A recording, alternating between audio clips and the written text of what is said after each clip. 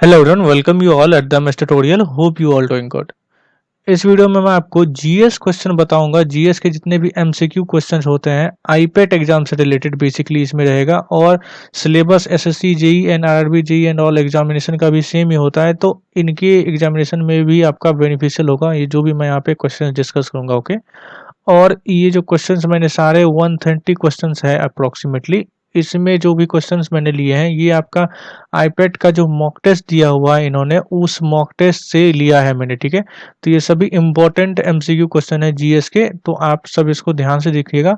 और इसके अलावा भी अगर टाइम बचा तो मैं आपको डेफिनेटली और क्वेश्चंस करवाऊंगा, और साथ ही साथ जितने भी अलग से सिलेबस हैं जैसे कि आपका प्रोजेक्ट मैनेजमेंट हो गया, सेफ्टी हो गया, इन्वायरमेंटल हो गया, और साथ ही साथ मैकेनिकल के, तो इन सब के भी एमसीक्यू एटलीस्ट आईपैड ने अपने मॉक टेस्ट में जितना एमसीक्यू दिया हुआ है एटलीस्ट उसको मैं यहाँ पे डालने की कोशिश करूँगा और डिस्कस करने की कोशिश करूँगा, ताकि आप लोगों का एग्ज़ाम का प्रिपरेशन अच्छे से हो पाए। और आपका एग्जामिनेशन जो है वो 10th ऑफ अक्टूबर से है, ये तो आपको पता ही होगा, 10 से लेके 18 के बीच में है, और ये होम बेस्ड एग्जामिनेशन है, आपको किसी सेंटर एंड ऑल पे नहीं जाना है। तो इसके रिगार्डिंग मैंने डिटेल में एक वीडियो भी बनाया हुआ है डेडिकेटेड, आप उसे भी देख सकते हो, आपको चैनल पे मिल जाएगा। और जीएस क्वेश्चन जो है आपको ऑलमोस्ट पता होगा कि ये 10 मार्क्स का पूछा जाएगा। ये सेक्शन थर्ड में आता है हमारा टेक्निकल एबिलिटी वाला, फिजिक्स और केमिस्ट्री। ठीक है, इसमें बस फिजिक्स और केमिस्ट्री है, बायो नहीं है, ये अच्छा है थोड़ा सा। तो फिजिक्स और केमिस्ट्री के बेसिक्स क्वेश्चन है इसमें, बस उसी पे क्वेश्चंस रहेंगे, तो आप सबको पता ही होगा थोड़ा बहुत, बस उसे ही एक बार देखना है। Okay, but before start the video, अगर आप चैनल पर नए हैं तो प्लीज़ सब्सक्राइब एमएस ट्यूटोरियल। इस चैनल पर मैं गेट एंड ऑल एग्जामिनेशन के रिलेटेड जो भी हमारे मैकेनिकल इंजीनियरिंग सब्जेक्ट्स हैं उसके MCQ question, numericals question, conventional question and all upload कर रहा हूँ, और आने वाले टाइम में भी अपलोड करूँगा सभी सब्जेक्ट के। अभी मैंने आरएसी और थर्मो का स्टार्ट किया है, धीरे धीरे जैसे जैसे टाइम आएगा I will cover all the subjects. Okay, so that will be definitely beneficial for your examination, so make sure you subscribe the MS tutorial. Now हम फर्स्ट क्वेश्चन देखते हैं। ठीक है, फर्स्ट क्वेश्चन में बोला जा रहा है sound travel with a different speed in media, in what orders does the velocity of the sound increases in this media. ठीक है, तो हमें यहाँ इंक्रीमेंट ऑर्डर में वेलोसिटी ऑफ साउंड के बारे में बताना है कि किस में इंक्रीज होगा और डिक्रीज होगा। ओके, तो असेंडिंग ऑर्डर में हमें देखना है, तो सबसे कम आपका एयर में होता है और सबसे मैक्सिमम आपका आयरन में होता है। ओके, ये वेल नोन फैक्ट है और इसमें कोई एक्सप्लेनेशन की जरूरत नहीं है। तो नेक्स्ट क्वेश्चन अब देखते हैं। तो यहाँ से आपका नेक्स्ट क्वेश्चन में बोला गया है a true solution does not saw Tyndall effect because of. अब देखो, टिंडल इफेक्ट के बारे में पहले आपको जानना पड़ेगा। टिंडल इफेक्ट बेसिकली होता है कि अगर आपका कोई मीडियम है लाइक फॉग एंड ऑल होता है, ठीक है, और जैसे हम यहाँ से टॉर्च से लाइट जलाओ तो आपको ये पूरा कंप्लीट पाथ दिखाई देता है लाइट्स का। ओके, यहाँ पे होता क्या है, लाइट्स का पाथ दिखने का रीजन जो होता है यहाँ पे टिंडल इफेक्ट होता है। जैसे आपका कोई सॉल्यूशन ले लो, उस सॉल्यूशन से आप पास कराओ, अगर यहाँ पे कोई कोलाइडल सॉल्यूशन है, बहुत फाइन साइज के पार्टिकल्स है, जैसे यहाँ पे डस्ट हो गया, अगर वो रहेगा तो ये क्या करेगा, यहाँ से लाइट हमारा स्कैटर करेगा। ओके, तो लाइट का जो यहाँ पे स्कैटरिंग होता है इसी को टिंडल इफेक्ट बोलते हैं, और ये कोलाइडल सॉल्यूशन में ही होता है। इट मीन्स आपका जो सोल्यूट पार्टिकल है किसी भी सॉल्यूशन में वो साइज में बड़ा होना चाहिए, कोलाइडल सॉल्यूशन के लेवल का होना चाहिए। ठीक है, तो तभी आपका टिंडल इफेक्ट शो करेगा। But in the case of true solution हमारा मिक्सचर जो होता है वो होमोजीनियस होता है। ओके, होमोजीनियस होता है, और साथ ही साथ आपका जो पार्टिकल का साइज होता है सोल्यूट पार्टिकल का वो 1 नैनोमीटर से भी लेस देन का होता है। ओके, सो दैट्स वाई ये टिंडल इफेक्ट शो नहीं करता है। इट मीन्स जब ट्रू सॉल्यूशन से आप लाइट्स को पास कराओगे तो ये स्कैटर नहीं करेगा लाइट को। ओके, तो यहाँ से आपका आंसर सी हो जाएगा करेक्ट। नाउ अब हम नेक्स्ट क्वेश्चन देखते हैं। इसमें बोला गया photosynthesis takes place faster in. Okay, तो ये आप सबको पता ही होगा, ये वाइट लाइट में होता है। ओके, नेक्स्ट क्वेश्चन देखते हैं। For purifying drinking water alum is, drinking water alum को प्योरीफाइंग करने के लिए हम क्या करते हैं, तो यहाँ पे हमें ऑप्शन देखना है, हमें दिया हुआ है for coagulation of mud particle, तो आपका फर्स्ट ऑप्शन ही करेक्ट हो जाएगा। जब आप ड्रिंकिंग वाटर को एलम डाल के प्योरीफाई करते हो तो उसमें जो होता है जो भी उसमें पार्टिकल हुआ है, सोल्यूट पार्टिकल जो छोटा छोटा मिला हुआ होता है, वो एलम उसको रिमूव करता है। ओके, ये ना तो बैक्टीरिया को किल करता है, ना तो साल्ट को निकालता है, ना तो गैसेस जो हाइयर इम्प्योरिटी रहता है वो उससे वहां से रिमूव करता है। अब नेक्स्ट क्वेश्चन देखते हैं। ये क्वेश्चन पता नहीं ये क्वेश्चन क्यों दे दिया गया है आईपेड वालों ने, बट इस क्वेश्चन का आंसर आप यहाँ पे जो होगा आपका 2060 होगा। Halley comet will be visible again in this year, ठीक है। तो इसका आंसर आपका 2062 एडी हो जाएगा। ओके, नेक्स्ट क्वेश्चन देखते हैं। ये थोड़ा अच्छा क्वेश्चन है और ये बहुत एग्जामिनेशन में आया भी है। Light from the sun reaches us in nearly, ठीक है। लाइट जो है सन से अर्थ पे ऑलमोस्ट आपका 8 मिनट में आती है। इसका जो एक्चुअल टाइमिंग होता है आपका 499 सेकेंड होता है। तो ये ऑलमोस्ट आपका 8 मिनट और 30 सेकेंड के आसपास हो जाता है, ठीक है, 30 सेकेंड के आसपास। तो यहाँ से आपका ऑप्शन 8 मिनट का हो जाएगा।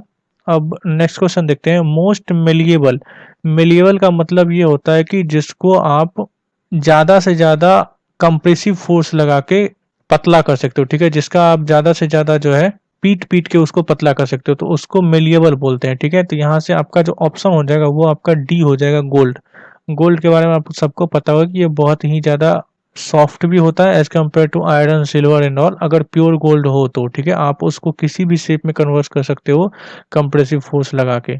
नेक्स्ट क्वेश्चन है आपका आइसोटॉप्स ऑफ एन एलिमेंट। तो आइसोटॉप्स के बारे में आप सबको पता होगा कि नंबर ऑफ प्रोटॉन्स जो है वो सेम होता है और नंबर ऑफ न्यूट्रॉन डिफरेंट होता है, ठीक है। तो यहाँ से आपका ऑप्शन ए करेक्ट हो जाएगा। ओके, नेक्स्ट क्वेश्चन देखते हैं। इसमें बोला गया है spherical mirror is to be made from a cut portion of. तो स्फेरिकल मिरर जो होता है, जैसे आप कोई एक होलो स्फेयर ले लो और इसको ऐसे करके कट करो, तो यहाँ से जो बनेगा ये वाला आपको इधर से देखो तो ये कॉनकेव मिरर बनेगा और इधर से देखो तो ये कॉन्वेक्स मिरर बनेगा, ठीक है। तो यहाँ से आपका जो ऑप्शन हो जाएगा hollow sphere of glass. Okay, ये आपका करेक्ट हो जाएगा। सॉलिड स्फेयर नहीं होगा, सॉलिड स्फेयर से लेंस बनता है इससे, ठीक है। नेक्स्ट क्वेश्चन देखते हैं। इसमें बोला गया है the inert gases are in water. तो इनर्ट गैसेस जो वाटर में होता है वो स्प्रिंगली सोल्यूबल होता है, ये आप याद रखना पड़ेगा आपको। फिर नेक्स्ट क्वेश्चन है, ये क्वेश्चन रिपीट हो गया है, इसका क्वेश्चन का ऑप्शन ए ही होगा करेक्ट। यहाँ पे देखते हैं 12 क्वेश्चन, ये भी क्वेश्चन रिपीट हो गया है। ये एक्चुअली उन्होंने खुद अपने मॉक टेस्ट में रिपीट कर दिया, तो दैट्स वाई यहाँ पे आ गया है। ट्रू सॉल्यूशन, टिंडल इफेक्ट, ये वाला आपका साइज ऑफ पार्टिकल करेक्ट हो जाएगा। ये क्वेश्चन अच्छा है, यहाँ पे देखो द आयरन और मैग्नेटाइट कंसिस्ट ऑफ। आयरन और में जो मैग्नेटाइट होता है उसका आपका फॉर्मूला आपका होता है Fe2O3, ये आपको ध्यान रखना है। ओके, तो यहाँ से आपका ऑप्शन हो जाएगा ए। तो अब जहाँ पे जैसे यहाँ पे आयरन ओर के बारे में आया है, तो आपको आयरन ओर के बारे में भी ध्यान रखना पड़ेगा। जैसे जो जो इसका इम्पोर्टेंट आयरन ओर होता है आपका हेमेटाइट हो गया, मैग्नेटाइट हो गया। हेमेटाइट का आपका Fe3O4 होता है और ये मैग्नेटाइट का फॉर्मूला है, ठीक है। नेक्स्ट क्वेश्चन देखते हैं। नेक्स्ट क्वेश्चन में बोला गया है suitable impurities are added to a semiconductor depending upon its use, this is done in order to. तो हम सेमीकंडक्टर में जो इम्प्योरिटी ऐड करते हैं वो एनर्जी गैप को रिड्यूस करने के लिए, आप सबको पता होगा कि कंडक्शन बैंड और वैलेंस बैंड के बीच में एनर्जी गैप होता है, जो उसको रिड्यूस करने के लिए हम कोई भी इम्प्योरिटी का यूज करते हैं और इससे मटेरियल का इलेक्ट्रिकल कंडक्टिविटी जो है वो इंक्रीज होता है, ठीक है। तो यहाँ से आपका ऑप्शन सी हो जाएगा करेक्ट। नेक्स्ट क्वेश्चन देखते हैं। Solubility of CO in water. CO का मतलब ये सिंपल चूना होता है और ये वाटर आपको पता ही होगा। तो जब हम इसको मिक्स करते हैं तो आपने भी देखा होगा पानी जो है उबलने लगता है, ठीक है। जब आप CO और गर्म वाटर को मिक्स करोगे तो आपका पानी उबलने लगता है, इसका मतलब वहाँ पे हीट एनर्जी जो है वो रिलीज होती है। दैट मीन्स वो जो रिएक्शन होता है एक्सोथर्मिक रिएक्शन होता है आपका, ठीक है। अगर हीट कंज्यूम करती तो वो इंडोथर्मिक रिएक्शन होता। नेक्स्ट क्वेश्चन देखते हैं। इसमें बोला गया है due to presence of a strong electrostatic force of attraction between ions and ionic compound. तो मेटल्स के केस में क्या होता है, जो भी उसके आयंस होता है और आयोनिक कंपाउंड्स होते हैं उनके बीच में जो फोर्सेस होता है वो बहुत ज़्यादा हाई होता है, बहुत ज़्यादा हाई पावर का होता है as compare to gas and liquid. And that's why metal का जो मेल्टिंग पॉइंट होता है और बॉइलिंग पॉइंट ये आपका बहुत ज़्यादा होता है as compare to gas and liquid. Okay, conduct electricity, ये डेफिनेटली ऑप्शन नहीं होगा आपका। इलेक्ट्रोस्टैटिक फोर्स के वजह से इलेक्ट्रिसिटी नहीं होता है, बल्कि इसकी वजह से तो और कम ही होता है, ठीक है। तो फ्री इलेक्ट्रॉन्स की वजह से आपका होता है इलेक्ट्रिसिटी का जो रीजन होता है। ओके, तो यहाँ से आपका ऑप्शन सिर्फ ए करेक्ट हो जाएगा। नेक्स्ट क्वेश्चन हम देखते हैं। Which among the following is best conductor of electricity. तो इसके बारे में डेफिनेटली सिल्वर के अलावा और कोई ऑप्शन नहीं होगा आपका, ये याद रखना पड़ेगा आपको। सिल्वर का सबसे हाईएस्ट होता है बट हम इसको यूज नहीं करते हैं अपने डेली लाइफ में बिकॉज ये थोड़ा महंगा आता है। तो डेली लाइफ में जो बेस्टेस्ट हमारा यूजेबल इलेक्ट्रिसिटी के लिए होता है, कंडक्टर के लिए, वो कॉपर होता है, ठीक है। डेली लाइफ के लिए ये होता है, और बेस्टेस्ट आपका इलेक्ट्रिकल कंडक्टिविटी आपका सिल्वर में होता है, गोल्ड से भी ज़्यादा होता है, ठीक है। नेक्स्ट क्वेश्चन देखते हैं, which among the following quantities is scalar. तो ये तो सिंपल सा क्वेश्चन है, वेलोसिटी वेक्टर है, ये भी वेक्टर है, ये भी वेक्टर है, ये आपका स्केलर हो जाएगा, ठीक है। नेक्स्ट क्वेश्चन फिर देखते हैं हम, if a red green flag is seen in green light it appears to be which of the following, ठीक है। रेड ग्रीन एक फ्लैग है, इसको हम ग्रीन लाइट से देख रहे हैं, ओके। तो ये जो हमारा अपियर होगा आपका ब्लैक और ग्रीन होगा, यहाँ पे जो रेड लाइट है वो एज ए ब्लैक अपियर होगा, बिकॉज हम उसको ग्रीन लाइट से देख रहे हैं, तो ग्रीन लाइट का वेवलेंथ सिर्फ इसी के वेवलेंथ से मैच करेगा, सो दैट्स वाई ग्रीन तो आपको नजर आएगा, बट ये वाला आपको नजर नहीं आएगा, ओके। नेक्स्ट क्वेश्चन देखते हैं, इस क्वेश्चन में बोला गया है the current which changes direction after equal interval of time. तो ये आपका कौन सा एसी करंट हो जाएगा। आपको पता होगा कि जो आर्मेचर लगा रहता है हमारा एसी के केस में, इधर से आपका एन रहता है और इधर से आपका एस रहता है, ये रोटेट होते रहता है, ठीक है। और हाफ साइकिल में पॉजिटिव करंट होता है और हाफ साइकिल में नेगेटिव, ये एसी का आपका सिंपल सा साइनोसॉइडल करंट होता है ये।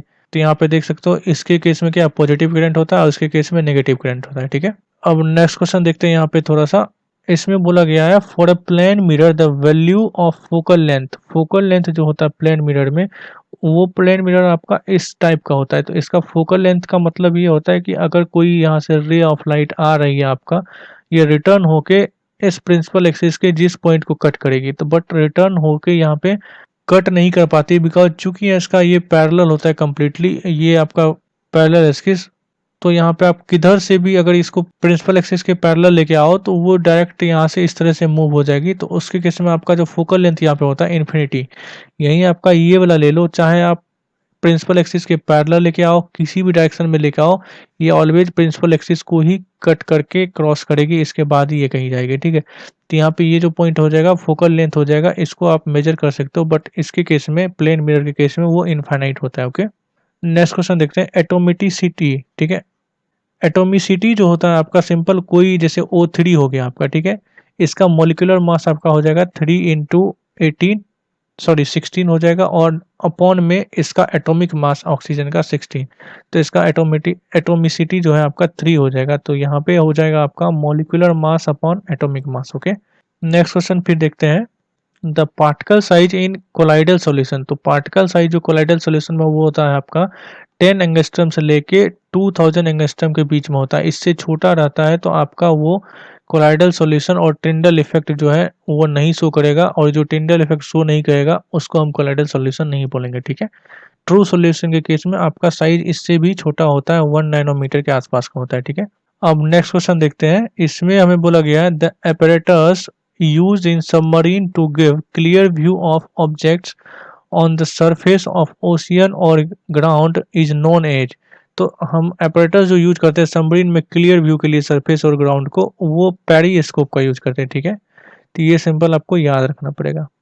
अब नेक्स्ट क्वेश्चन यहाँ पे है, electromagnetic spectrum consist of following radiation. Electromagnetic spectrum में कौन कौन सा रेडिएशन रहता है। तो ये सभी रेडिएशन तो रहते हैं, बट हमें यहाँ पे देखो choose the correct order of increasing of their frequency, ठीक है। फ्रीक्वेंसी के करस्पॉन्डिंग हमें इंक्रीजिंग ऑर्डर में अरेंज करने के लिए बोला जा रहा है, ठीक है। तो आपका सबसे ज़्यादा जो फ्रीक्वेंसी होता है वो आपका गामा का होता है, तो लास्ट में आपका सबसे ज़्यादा ये वाला ऑप्शन है, तो ये ऑप्शन आपका करेक्ट हो जाएगा, और सबसे कम हमारा इंफ्रारेड का हो जाएगा, तो ये यहाँ पे ये ऑप्शन आपका करेक्ट हो जाएगा। वेवलेंथ के केस में जस्ट अपोजिट होगा, ओके। और ये फॉर्मूला भी आप याद रखो सिंपल, H/c लेमडा, ठीक है। Frequency equal sorry energy equal to H/c lambda, यहाँ पे आपका H प्लैंक्स कांस्टेंट हो जाता है और लेमडा वेवलेंथ हो गया, ठीक है। और इसी को आप इस तरह से भी लिख सकते हो H न्यू करके, जहाँ पे आपका न्यू जो है वो फ्रीक्वेंसी हो जाता है, ओके। सॉरी ये H/c/लेमडा होता है, H/c लेमडा नहीं होता, ठीक है, H/c/लेमडा। तो अब नेक्स्ट क्वेश्चन देखते हैं, इसमें हमें बोला गया है nichrome wire is use in electric heater, ठीक है। तो इलेक्ट्रिक हीटर में हम नाइक्रोम वायर का यूज इसलिए करते हैं बिकॉज सबसे पहले तो इसका मेल्टिंग पॉइंट जो है वो बहुत हाई होता है, ठीक है। अब इलेक्ट्रिक हीटर है तो उसका मेल्टिंग पॉइंट हाई रिक्वायरमेंट तो डेफिनेटली होगा, बिकॉज हमें वहाँ पे हीट ज़्यादा चाहिए होता है। और हीट जनरेट कैसे होता है, वो तभी होगा जब आपका वायर में जो जो मटेरियल का हमने यहाँ पे यूज किया हुआ है इसमें रजिस्टेंस ज़्यादा होगा, ठीक है। तभी तो यहाँ पे आई स्क्वायर आर टी करोगे तो यहाँ पे हीट एनर्जी आपको ज़्यादा मिलेगा। तो रेजिस्टेंस भी आपका हाई होना चाहिए और it can resist a current up to approx 5 ampere, ये भी आपका करेक्ट हो जाएगा। तो यहाँ से आपका for all of the above हो जाएगा करेक्ट, ठीक है।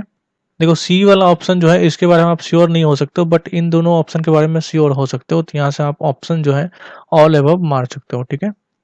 नेक्स्ट क्वेश्चन यहाँ पे electrolytic cell consist of, electrolytic cell में जो होता है आपको पता हो कि कैथोड जो होता है वो आपका नेगेटिव होता है और आपका एनोड जो होता है वो आपका पॉजिटिव होता है, ठीक है। तो यहाँ से आपका ये ऑप्शन देख लो, पॉजिटिवली चार्ज एनोड ये करेक्ट, नेगेटिवली चार्ज कैथोड ये correct, 3 and 4, okay, option number B. अब नेक्स्ट क्वेश्चन देखते हैं, the mass of one Avogadro number. अब आपको पता होगा कि किसी भी एटम हो उसका जो एटॉमिक मास, जैसे यहाँ पे हीलियम दिया हुआ है, हीलियम का एटॉमिक मास 4 होता है, ठीक है, यानी 4 ग्राम होता है। तो इसमें नंबर ऑफ एटम जो होंगे वो एवोगाड्रो नंबर के इक्वल टू होंगे 10⁻23, ये आपको पता होगा। यहाँ पे वही सिंपल बोला है कि 1 एवोगाड्रो नंबर, मतलब ये यहाँ पे 1 एवोगाड्रो नंबर है। तो इसमें कितना मास होगा, तो डेफिनेटली हीलियम है तो कितना होगा 4 ग्राम, अगर यही ऑक्सीजन होता तो 16 ग्राम हो जाता, ओके। अब नेक्स्ट क्वेश्चन देखते हैं, the human body is made up of several chemicals and element, the element present in the highest proportion 65% of the body. तो सबसे ज़्यादा हमारे जो ह्यूमन बॉडी में जो एलिमेंट होता है वो ऑक्सीजन होता है, ओके, ये आपको याद रखना है। नेक्स्ट क्वेश्चन देखते हैं, out of the following which is not emitted by radio active substance.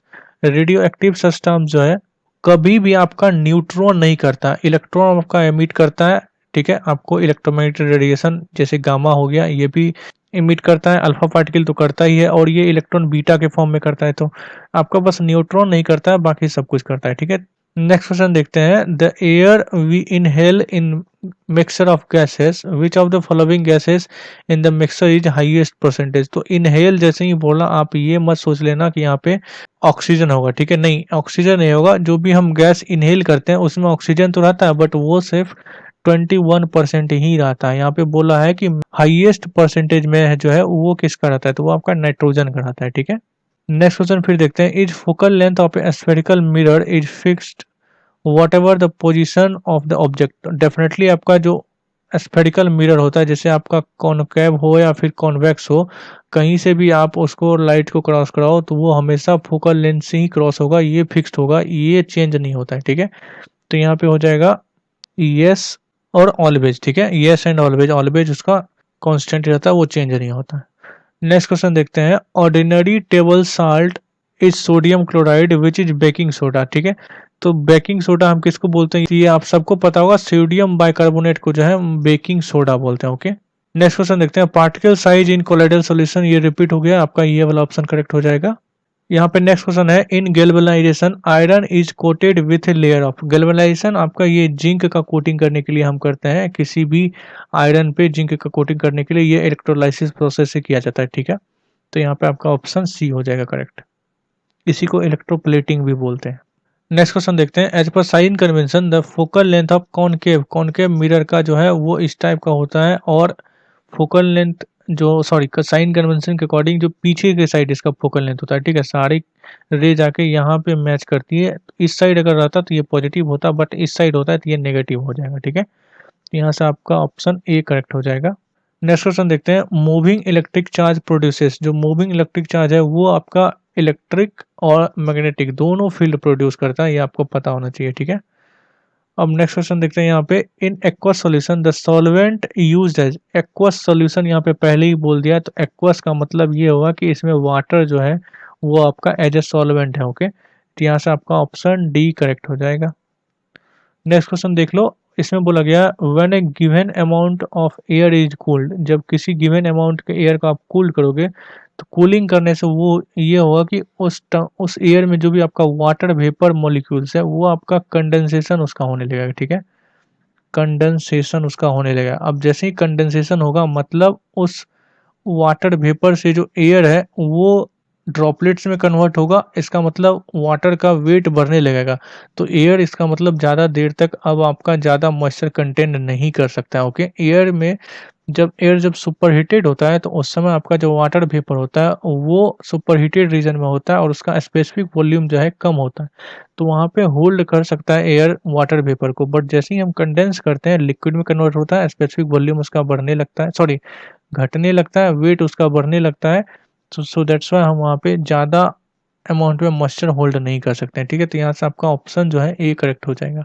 Next है यहाँ पे रेनबो इज ड्यू टू, ये तो हम सबने बचपन में पढ़ा है। रेनबो जो है हमारा लाइट का रिफ्रैक्शन के वजह से होता है, रिफ्रैक्शन और रिफ्लेक्शन दोनों वजह से। ठीक है, अब नेक्स्ट क्वेश्चन देख लेते हैं। इसमें बोला गया which is the future fuel. ठीक है, फ्यूचर फ्यूल कौन सा है यहाँ पे, तो ये आपका इसका जो ऑप्शन हो जाएगा नेचुरल गैस हो जाएगा ऑप्शन। ठीक है, आप सबको पता होगा कि अब थोड़ा थोड़ा यूज भी होने लगा है बहुत सारी जगहों पे, जैसे आपका दिल्ली एंड ऑल में सीएनजी यूज होने लगा है और कुछ टाइम में ये हर जगह यूज भी होगा। ठीक है, तो अभी हमारा जो फ्यूचर फ्यूल है, सभी साइंटिस्ट जो फ्यूचर फ्यूल के एज ए फ्यूचर फ्यूल देख रहे हैं वो नेचुरल गैस को देख रहे हैं। ठीक है, हालांकि इस पे भी वर्क हो रहा है हमारा इथेनॉल पे भी, बट ये अभी ज़्यादा सक्सेसफुल नहीं है। और इस पे भी वर्क हो रहा है और ये भी अभी सक्सेसफुल नहीं है। इसका तो एनर्जी भी इसमें बहुत ज़्यादा हाई होता है हाइड्रोजन में, बट ये है कि इसको अभी रखना किसी सिलेंडर एंड ऑल में, कोई ऐसा इक्विपमेंट जो है बनाना, ये थोड़ा इम्पॉसिबल टाइप का हो रहा है, बिकॉज ये बहुत छोटा होता है और अगर किसी भी वेसल्स में इसको रखो तो वो उसको क्रॉस करके बाहर निकलने का चांसेस ज़्यादा रहता है। ठीक है, तो इस पे भी वर्क हो रहा है, इस पे भी मेनली अभी इस पे जो है हम इसको यूज कर रहे हैं एज ए फ्यूल। ठीक है, तो यहाँ से आपका ऑप्शन डी करेक्ट हो जाएगा। तो इस वीडियो को यहीं तक रहने देते हैं, अब वीडियो नहीं तो बहुत ज़्यादा लंबा हो जाएगा। बाकी के जो क्वेश्चंस हैं वो मैं आपको बाकी के नेक्स्ट वीडियो में करवा दूंगा। ठीक है, और अगर ये वीडियो आपको अच्छा लगा तो डेफिनेटली आप अपने फ्रेंड्स से शेयर करें, and if you have any doubt regarding it then comment it below, I will try to sort out. Thank you so much and good luck.